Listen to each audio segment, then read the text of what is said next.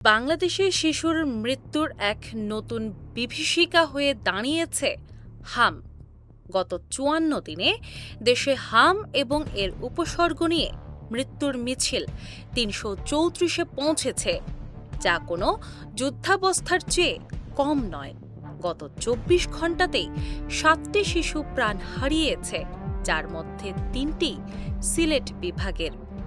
মৃত্যুর এই পরিসংখ্যান কেবল সংখ্যা নয়, বরং শত শত পরিবার স্বপ্নভঙ্গের আর্তনাদ। মৃতদের মধ্যে ২৮৫টি শিশুর ক্ষেত্রে হামের উপসর্গ থাকলেও পরীক্ষার অভাবে তা নিশ্চিত হওয়া যায়নি, যা আমাদের রোগ নির্ণয় ব্যবস্থার দৈন্যদশাকেই স্পষ্ট করে।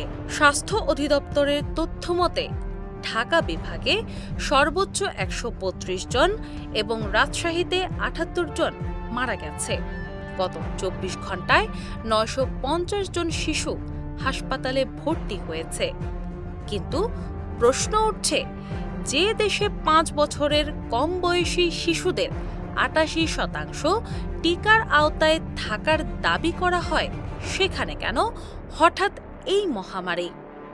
বিশেষজ্ঞরা বলছেন, টিকা বঞ্চিত শিশুর আধিক্য এবং অনেকের শরীরে রোগ প্রতিরোধ ক্ষমতা বা অ্যান্টিবডি তৈরি না হওয়া এই পরিস্থিতির জন্য দায়ী।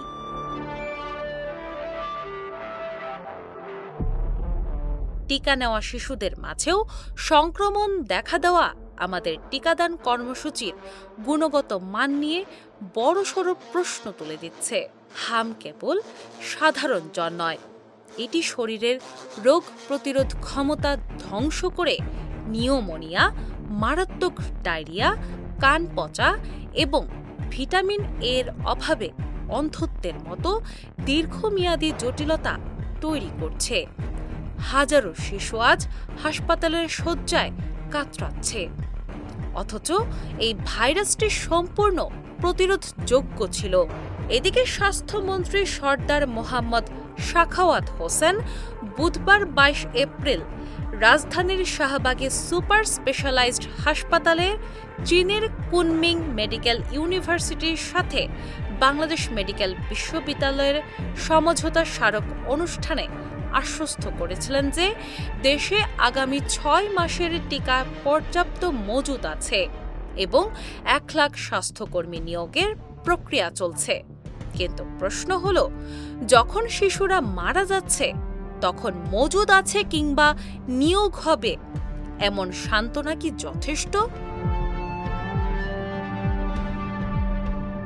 মাঠ পর্যায়ে জনবল সংকট এবং সঠিক নজরদারির অভাবে ভাইরাসটি আজ ঘরে ঘরে ছড়িয়ে পড়েছে।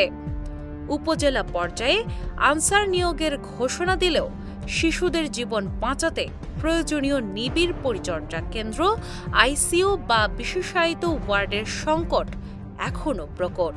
চীন বাংলাদেশ সমঝোতা কিংবা বড় বড় প্রজেক্টের ভিড়ে দেশের প্রান্তিক শিশুদের জীবন আজ তুচ্ছ হয়ে দাঁড়িয়েছে। রাজনৈতিক বাগাড়ম্বর আর সমঝোতা স্মারক দিয়ে এই মহামারী থামানো সম্ভব নয়। এখনই যদি টিকাদান কর্মসূচিকে শতভাগ নিশ্চিদ্র করা না যায় এবং আক্রান্ত শিশুদের সঠিক চিকিৎসার ব্যবস্থা না হয়, তবে এই ৩৪৩ জন শিশুর সংখ্যাটি আরও দীর্ঘতর হবে। আমাদের অবহেলায় আর কত প্রাণ ঝরলে রাষ্ট্রের ঘুম ভাঙবে? দিনা ইসলাম, বাংলা বাজার পত্রিকা।